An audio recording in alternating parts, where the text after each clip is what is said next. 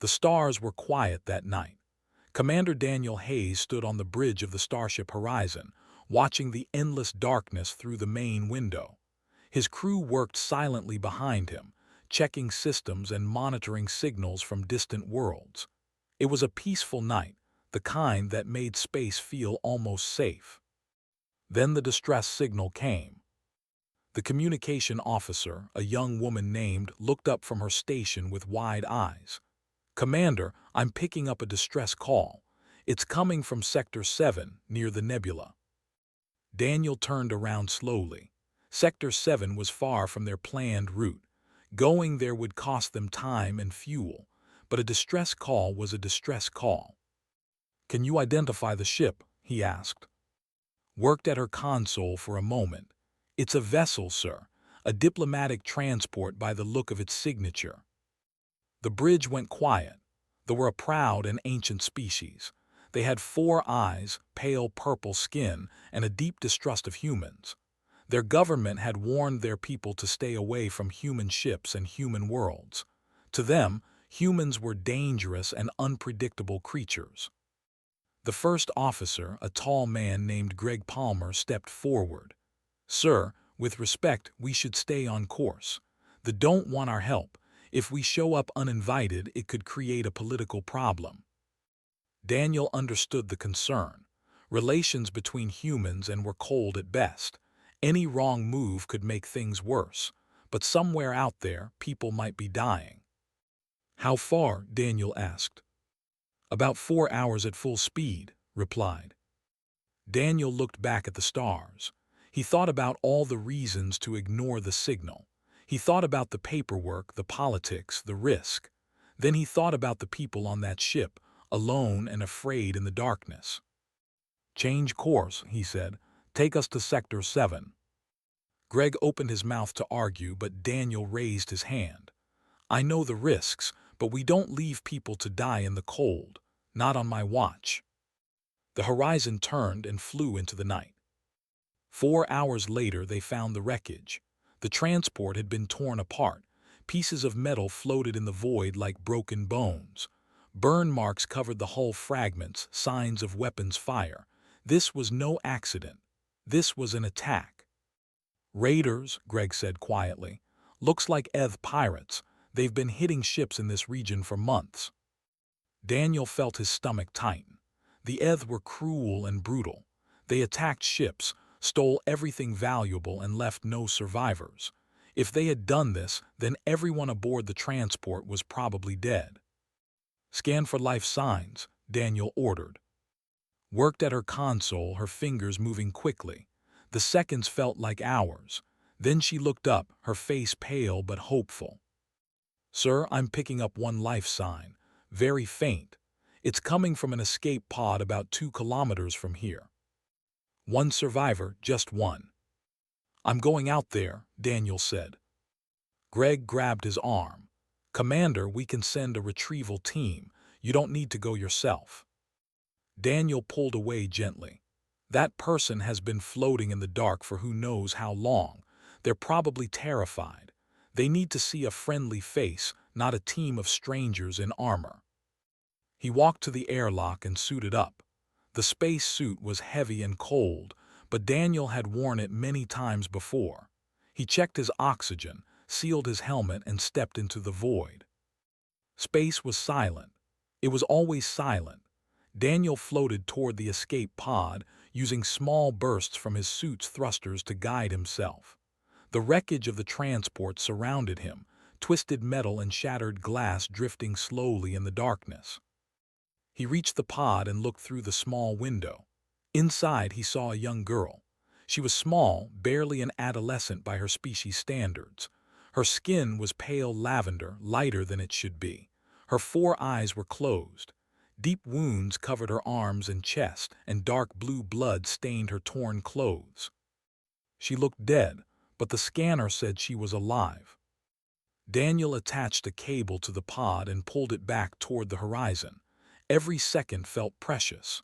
Every moment mattered. When he finally brought the pod into the ship's cargo bay, the medical team was already waiting. Dr. Laura, the ship's chief medic, took one look at the girl and shook her head. "She's in bad shape, Commander. Very bad. I don't know if I can save her." "Try," Daniel said, "please." They rushed the girl to the medical bay. Laura worked for hours trying to understand the physiology. Their blood was cold. Their organs were arranged in strange ways. Human medicine was not designed for them.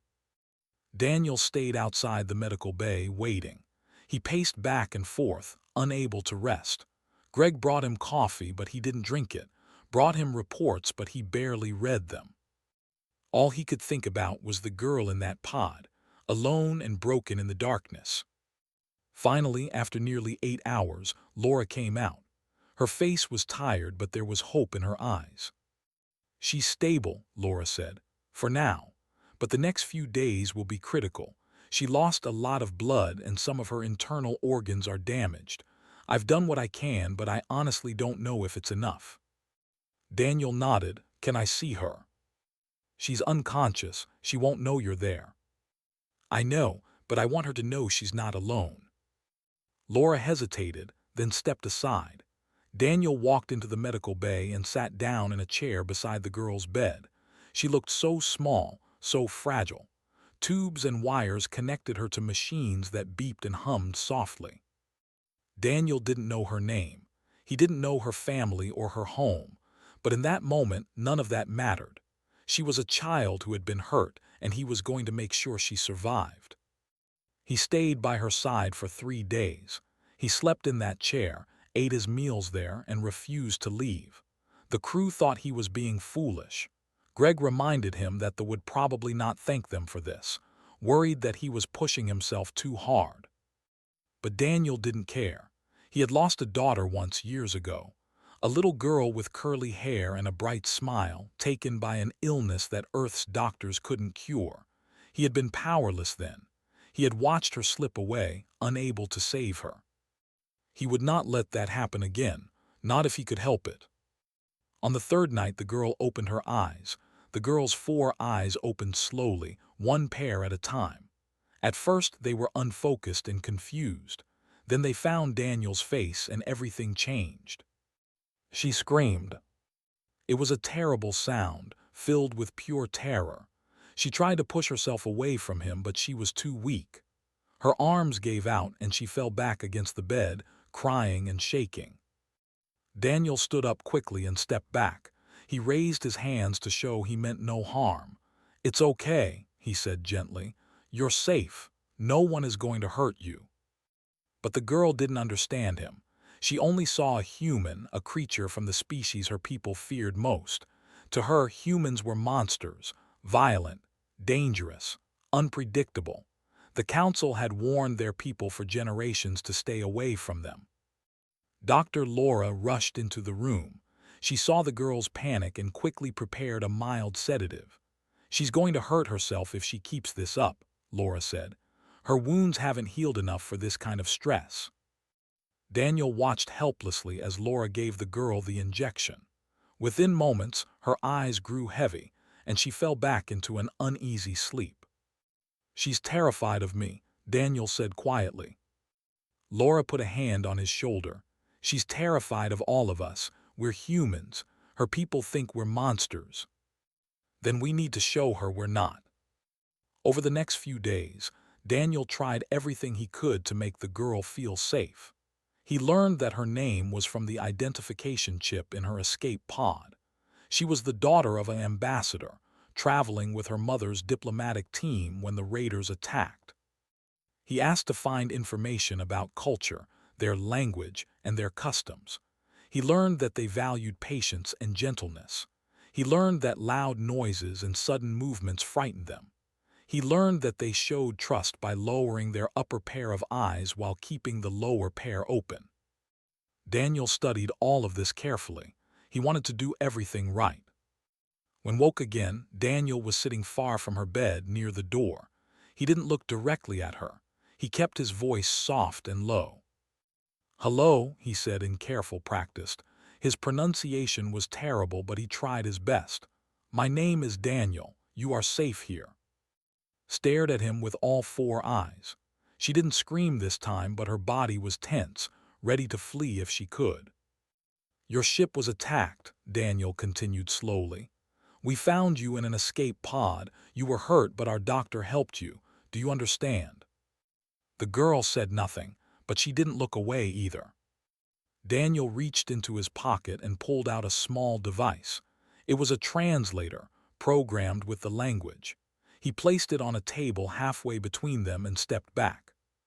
"This will help us talk," he said. For a long moment, nothing happened. Then, slowly, reached out and took the translator. She held it close to her ear and listened as Daniel spoke again. "I know you're scared. I know your people don't trust humans. But I promise you no one on this ship will hurt you. We only want to help." The translator hummed softly, converting his words into her language. Listened, her eyes still full of fear. But somewhere behind that fear, there was a tiny spark of something else. Curiosity, perhaps, or hope. Days passed. Daniel visited every day, always keeping his distance at first. He brought her food that matched her dietary needs, things Laura had researched and prepared carefully. He brought her books filled with pictures of Earth, of oceans and mountains and forests. He told her stories about his home planet, about children who played in parks and families who gathered for meals. At first, just listened. She never spoke, never responded, but she also never looked away. One day, Daniel brought a small music player. He played soft, gentle songs from Earth, melodies without words that floated through the air like feathers. Listened, and for the first time, her body relaxed just a little.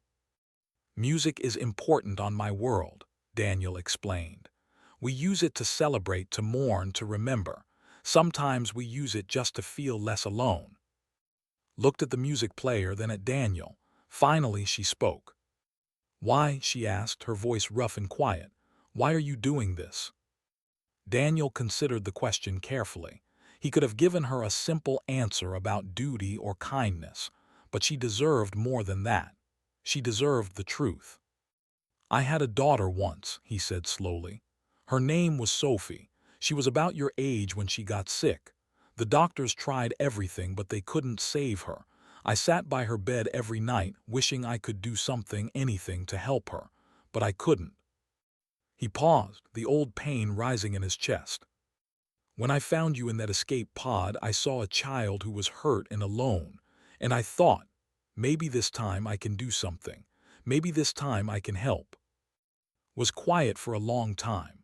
Her 4 eyes studied Daniel's face, looking for lies or tricks, but there were none. There was only a tired, sad man who had lost someone precious and didn't want to lose anyone else. "Your daughter," said finally, "what was she like?" Daniel smiled, a small and bittersweet smile. "She was curious about everything. She loved animals, especially the small ones. She used to collect bugs in jars and give them names. She laughed at the worst jokes, and she gave the best hugs." He reached into his pocket and pulled out a worn photograph. It showed a little girl with curly hair and a bright, joyful smile. "This is her," he said, holding it up so could see. The girl looked at the picture. For a moment, her eyes softened. She saw the love in Daniel's face when he looked at that photograph. She saw the grief that never quite went away. "I am sorry," she said quietly, "for your loss."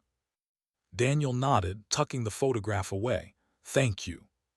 From that day on, things changed between them. Began to talk more, asking questions about Earth and humans and all the things she had been taught to fear. Daniel answered every question honestly. He didn't pretend that humans were perfect. He told her about wars and cruelty and all the dark things his species had done. But he also told her about kindness, about sacrifice, about the way humans could love so deeply that it changed everything. "You are strange," told him one evening. "Your kind is supposed to be monsters. That is what we are taught, but you do not feel like a monster." Daniel chuckled softly. "Maybe we're only monsters when we have to be, when there's no other choice, but when we have the chance, I think we'd rather be kind." Thought about this for a long time. Then she lowered her upper pair of eyes while keeping her lower pair open and fixed on Daniel. A sign of trust. Daniel felt his heart swell with warmth. He didn't know what the future held. He didn't know if they would come for her or what would happen when they did. But in this moment, a bridge had been built. A small one, fragile and new, but a bridge nonetheless. "Rest now," Daniel said gently. "Tomorrow I'll tell you about the ocean. I think you'll like it." Smiled just a little. It was the first time she had smiled since he found her. And Daniel knew that every moment of the past week had been worth it. 3 weeks had passed since Daniel found in that broken escape pod. Her wounds had healed, her strength had returned, and she had grown comfortable on the human ship. She walked through the corridors without fear now, greeting crew members with small nods and careful smiles. The humans had stopped being monsters in her eyes. They were just people, strange and different, but people nonetheless. Daniel watched her progress with quiet pride. She had come so far from the terrified girl who screamed at the sight of him. Now she sat beside him in the observation room, watching the stars drift by, asking endless questions about human life. "Tell me about rain again," she said one evening. Daniel smiled. Rain had become her favorite topic. It was mostly dry, with water carefully collected and preserved. The idea of water falling freely from the sky amazed her. "When I was a boy," Daniel said, "I used to run outside whenever it rained. My mother would yell at me to come back inside, but I never listened. There's something magical about standing in the rain. It makes you feel connected to everything, like the whole world is washing itself clean." Closed her eyes, trying to imagine it. "I would like to see rain someday." "Maybe you will," Daniel said. "Earth has plenty of it." She opened her eyes and looked at him. "Would you take me there, to Earth?" Daniel's smile faded slightly. He wanted to say yes. He wanted to promise her oceans and forests and rain on her face. But he knew it wasn't that simple. They were looking for her. Sooner or later they would find her. "We'll see," he said gently. The next morning the signal came. Rushed onto the bridge with urgency in her voice. "Commander, we're being hailed. It's a fleet. 3 ships, military class." Daniel stood up slowly. He had known this moment would come. Part of him had hoped it would take longer. "Put them on screen," he said. The main display flickered and a face appeared. It was a female, older and stern, with all 4 eyes fixed on Daniel like sharp knives. She wore the formal robes of a diplomat, but her expression was anything but diplomatic. "Human vessel," she said coldly. "I am ambassador of the collective. You are holding my daughter. You will return her immediately." Daniel kept his voice calm. "Ambassador, your daughter is safe. She was badly injured when we found her, but our medical team saved her life. She is healthy now and ready to go home."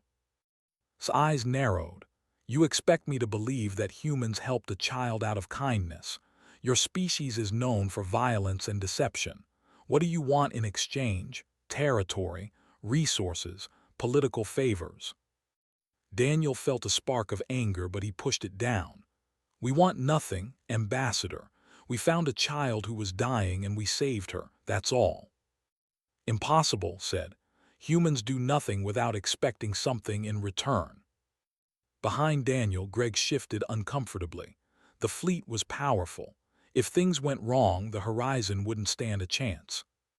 "Ambassador," Daniel said slowly, "I understand that your people have reasons to distrust humans.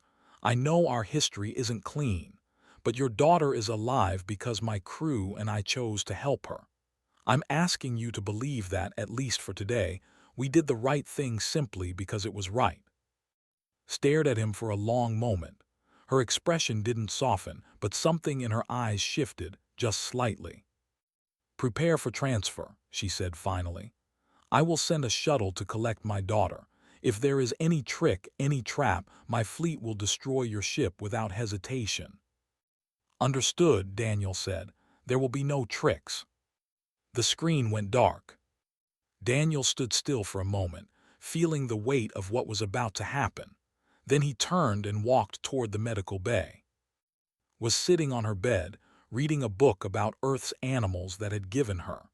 She looked up when Daniel entered, and her smile faded when she saw his face. "They found me," she said quietly. "It wasn't a question." Daniel nodded. "Your mother is here. She's sending a shuttle to take you home." Looked down at the book in her hands. Her fingers traced the picture of a dolphin, a creature she had grown fascinated with. "I don't want to go," she whispered. Daniel sat down beside her. "I know, but your mother loves you. She's been searching for you since the attack. She thought she lost you." "She doesn't understand," said, her voice trembling. "She thinks all humans are dangerous. She'll never believe that you helped me. She'll think it was a trick." "Maybe at first," Daniel said, "but you can tell her the truth. You can tell her what really happened here, and maybe in time she'll understand." Looked at him, her 4 eyes shining with tears. "Will I ever see you again?" Daniel wanted to lie. He wanted to promise that they would meet again, that this wasn't goodbye forever, but he couldn't. "I don't know," he said honestly. "The universe is very big and our peoples don't get along, but I want you to remember something no matter what happens." "What?" she asked. Daniel took her hands in his. "Not all monsters are real, and not all strangers are enemies. You taught me that my kindness still matters, even after everything I've lost. And I hope I taught you that humans can be more than what you've been told." Squeezed his hands tightly. "You did," she said. "You taught me so much." An announcement came over the ship's speakers. The shuttle was approaching. Daniel stood up. "It's time." He walked through the corridors of the Horizon, past crew members who had grown fond of her over the past weeks. Dr. Laura gave her a small hug, waved and smiled. Even Greg, who had been cautious from the start, nodded with respect. When they reached the airlock, stopped. She turned to Daniel, her face full of emotions she couldn't express. "Thank you," she said, "for saving my life, for sitting beside me when I was scared, for teaching me about rain and dolphins and all the beautiful things on your world." Daniel smiled, his eyes wet. "Thank you for giving me a reason to hope again." Reached into her pocket and pulled out a small piece of cloth. It was a fragment of her mother's diplomatic robe, something she had kept since she was very young. "This is precious to me," she said. "I want you to have it." Daniel took the cloth carefully. It was soft and finely woven, a deep purple color that reminded him of her eyes. "I'll keep it safe," he promised. In return, he reached into his own pocket and pulled out the photograph of Sophie. He looked at it for a long moment, then handed it to. "Keep this," he said, "so you remember that you mattered to me, so you remember that somewhere in the stars a human is thinking of you." Took the photograph with trembling hands. She looked at the smiling girl in the picture, then back at Daniel. And then she hugged him. It was a gesture completely foreign to her species. Did not embrace, but she had learned it from watching the humans, and in this moment nothing else felt right. Daniel held her gently, feeling his heart break and mend at the same time. "Be brave," he whispered. "Be strong, and maybe one day when things are different, we'll find each other again." Nodded against his chest. Then she stepped back, wiped her eyes, and walked through the airlock.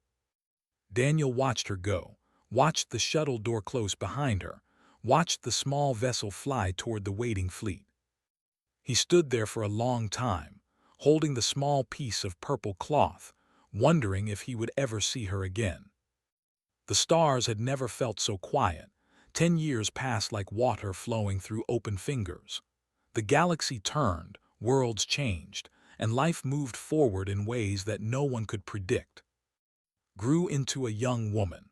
Her lavender skin had deepened to a rich purple, and her 4 eyes held a wisdom that surprised those who met her. She was no longer the frightened child who had screamed at the sight of a human face. She had become something else entirely.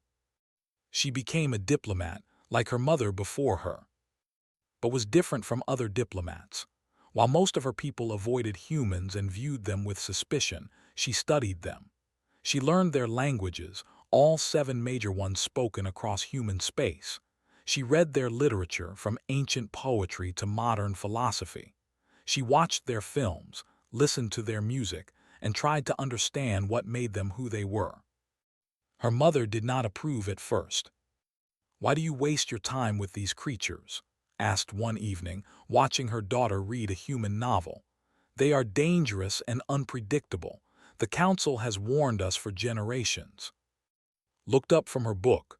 "Mother, a human saved my life. He sat beside me for 3 days when I was dying. He asked for nothing in return. How can I simply forget that?" Had no answer. She remembered the human commander who had returned her daughter safely. She remembered his calm voice and tired eyes. She had expected tricks and demands, but there had been none. Just a simple act of kindness that she still couldn't understand. "Be careful," said finally. "Not all humans are like him." "I know," replied, "but perhaps more of them are than we think." As the years went by, rose through the diplomatic ranks. She became known as the bridge builder, the who wasn't afraid to talk to humans. She attended conferences where other species gathered, and she always made time to speak with human representatives. Some of her own people called her naive. Others called her a traitor, but she didn't care. She carried a photograph with her always, tucked safely in a small protective case. A little human girl with curly hair and a bright smile. Sophie. Sometimes, late at night, would take out the photograph and look at it. She would think about Daniel, the human who had lost his daughter and found a reason to hope in saving a stranger. She wondered where he was now. She wondered if he ever thought of her. The universe was vast and information was hard to find, but searched anyway. She learned that Daniel had retired from the fleet 5 years after their meeting. He had served with honor, completing dozens of missions and earning respect from his crew. But something had changed in him after he returned to her people. According to the records, he had become quieter, more withdrawn. He declined promotions and avoided public attention. When he finally retired, he moved to a small colony world on the edge of human space. A place called New Haven, known for its gentle climate and quiet communities. He bought a small house with a garden and disappeared from public life entirely. Often thought about visiting him, but the political situation made it nearly impossible. Humans and still kept their distance. Travel between their territories required special permits that were rarely granted, and she was afraid. What if he had forgotten her? What if 10 years had erased the connection they once shared? So she waited and she worked, and she hoped that someday things would change. Meanwhile, on New Haven, Daniel lived a quiet life. His house was small but comfortable, surrounded by a garden filled with vegetables and flowers. He woke each morning with the sunrise, tended his plants, and spent his evenings reading or watching the stars from his back porch. His neighbors knew him as the retired commander who kept to himself, friendly enough but private.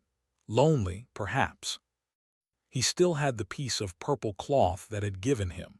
It sat on his nightstand, carefully preserved under glass. Sometimes he picked it up and remembered the young girl who had trusted him despite everything her people had taught her. He wondered where she was now. He wondered if she was happy. The years had been hard on Daniel. The memories of Sophie still visited him in his dreams. The loss never truly faded, but it had softened somehow, like a scar that stopped hurting but never disappeared. Saving had given him something to hold onto during the darkest nights. The knowledge that he had made a difference, that one child had survived because of him. But the loneliness was heavy sometimes. His old crew had scattered across the galaxy. Greg had become a captain of his own ship, had married and started a family on Earth. Laura had opened a medical clinic on a frontier world. They sent messages occasionally, but it wasn't the same as being together. Daniel was alone, and he had accepted that as his fate. Then one day, a message arrived. It came from the diplomatic corps, an official invitation addressed to Daniel by name. A peace conference was being organized on New Haven. the first real attempt at building relations between humans and in over 50 years, and the organizers wanted Daniel to attend as a guest of honor. At first, Daniel thought it was a mistake. He was a retired commander living in obscurity. Why would anyone invite him to a historic peace conference? Then he read the name of the lead diplomat. Ambassador. Daniel's hands trembled as he held the message. 10 years. 10 long years since he had watched her shuttle fly away toward the fleet. 10 years of wondering if she was alive, if she remembered him, if the connection they had shared still meant anything at all. And now she was coming here, to his world, and she wanted to see him. Daniel sat down slowly, his heart beating faster than it had in years. He looked at the purple cloth on his nightstand, then back at the message in his hands. Part of him wanted to refuse. He was old now, tired and worn by time. He wasn't the strong commander who had rescued her from the wreckage. He wasn't sure he wanted her to see what he had become. But then he thought about the girl who had hugged him at the airlock. The girl who had trusted him when everything in her world told her not to. The girl who had taken his daughter's photograph and promised to remember. He couldn't refuse, not this time. Daniel walked to his closet and pulled out his old uniform. It was dusty and wrinkled from years of neglect. He held it up to the light and smiled sadly. It probably wouldn't fit anymore. But he would make it work, for her. He typed a reply to the message, just 3 simple words. I will come. Conference hall was magnificent. Great windows stretched from floor to ceiling, offering a view of New Haven's rolling green hills and distant mountains. Representatives from a dozen worlds filled the room, their voices blending into a soft hum of anticipation. Today was historic. Today, humans and would finally begin the long process of building peace. Ambassador stood near the central podium, watching the delegates arrive. Her daughter had worked for years to make this moment possible. Years of convincing skeptical elders, building alliances, and fighting against centuries of distrust. Had doubted the dream many times but had never given up. Are you ready? Asked quietly. Stood beside her, dressed in formal diplomatic robes of deep blue and silver. Her 4 eyes scanned the room constantly, searching for one face among the hundreds gathered. Not yet, she said. He hasn't arrived. Knew who she meant. The human. The commander who had saved her daughter's life so many years ago, had insisted on inviting him, had made it a personal request. Still didn't fully understand the bond between them, but she had learned to accept it. Perhaps he won't come, said gently. It has been many years, people change. He'll come, said with quiet certainty. He promised he would. The minutes passed slowly. Delegates took their seats. Speeches were prepared. The air hummed with nervous energy. Then the main doors opened. Daniel walked in slowly, wearing his old uniform. It was slightly too tight across the shoulders, and the fabric had faded from years of storage. His hair was gray now, and deep lines marked his face. He moved with a careful stiffness, the movements of a man who had lived hard years. But his eyes were the same, tired but kind, sad but hopeful. He stopped just inside the doorway, looking around the vast hall with an expression of quiet wonder. Everything was so grand, so formal. He felt out of place, a simple retired commander among diplomats and leaders. Then he saw her. Stood at the front of the room, frozen in place. Her 4 eyes locked onto him, and all the words she had prepared, all the diplomatic phrases she had practiced, vanished from her mind. It was him. After 10 years, it was really him. She stepped forward, her legs moving on their own. The delegates around her murmured in confusion as she left the podium and walked toward the human at the door. Protocol demanded that she stay in her place. Tradition demanded formality and distance. But didn't care. She walked faster, then faster still. Daniel moved toward her as well, his face breaking into a smile that erased years of loneliness and grief. They met in the middle of the hall, surrounded by hundreds of watching eyes. Stopped, her breath caught in her chest. She looked up at him, seeing every line on his face, every trace of time that had passed. But beneath it all, she saw the same man who had sat beside her bed when she was dying. The same man who had told her stories about rain and dolphins. The same man who had given her hope when she had none. "Mom," she whispered, turning to look at with tears streaming down her face. "It's him, the human who saved me." Stepped closer, studying Daniel with new eyes. She had seen him once before on a screen when she had accused him of tricks and demanded her daughter back. She remembered her own harsh words, her suspicion, her certainty that no human could act without selfish motives. But here he was, an old man in a worn uniform, looking at her daughter like she was the most precious thing in the universe. "Ambassador," Daniel said, turning to. His voice was rough with emotion but steady. "Thank you for allowing me to come, and thank you for raising such an incredible daughter. She honored me with her trust, and I have never forgotten it." Was silent for a long moment. Then she did something that surprised everyone in the room, including herself. She bowed. A deep, respectful bow of the kind reserved for honored elders and heroes. It was a gesture that spoke louder than any words could. "Thank you," she said quietly, "for saving my child when I could not." Daniel bowed in return, human style, placing his hand over his heart. Then could wait no longer. She stepped forward and wrapped her arms around Daniel, holding him tight, just as she had done at the airlock so many years ago. Daniel held her back, his eyes closed, tears running down his weathered cheeks. "You grew up strong," he said softly. "I'm so proud of you." "I never forgot you," replied, her voice muffled against his shoulder. "Not for a single day." The room was silent. Delegates from worlds that had never trusted humans watched the scene unfold with astonishment. Here was an ambassador, one of the most respected diplomats of her species, embracing an old human man like he was family. And perhaps that was exactly what he was. When they finally separated, reached into her robe and pulled out a small protective case. Inside was the photograph of Sophie, still preserved, still precious. "I kept it safe," she said.